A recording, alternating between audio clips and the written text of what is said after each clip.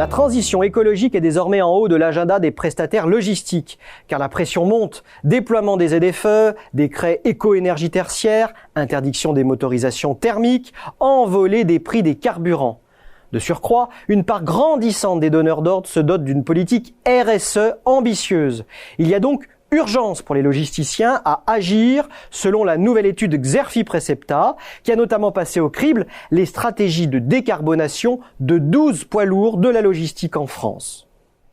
La transition écologique de la logistique représente toutefois un défi financier tel qu'il pourrait déclasser une partie des acteurs ou rendre ce secteur moins attrayant aux yeux des investisseurs. En outre, si la clarté des objectifs de cette transition ne fait aucun doute, les moyens d'y parvenir s'avèrent aventureux pour maintenir la compétitivité des professionnels, en particulier dans l'incontournable transport routier. En effet, la motorisation électrique des poids lourds n'a rien d'un choix évident aujourd'hui. Quant aux piles à hydrogène, leur industrialisation prendra du temps. Dans ce contexte, quelles sont les réelles perspectives de décarbonation des logisticiens en France ?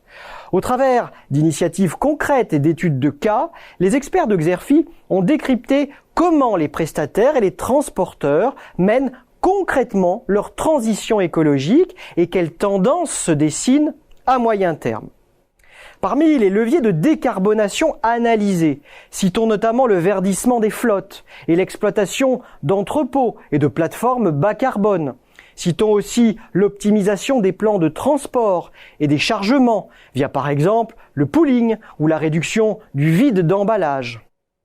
Ont notamment été étudiées l'intégration de la solution innovante de la start-up DCBrain pour optimiser les plans de transport de Steph, ainsi que les emballages éco-conçus et réutilisables de Colissimo. Autre levier de décarbonation, le report modal, comme le pratique notamment Geodis dans le cadre de sa stratégie de transport multimodal. Et enfin, la décarbonation de la logistique urbaine grâce à la cyclo-logistique et la relance du fluvial.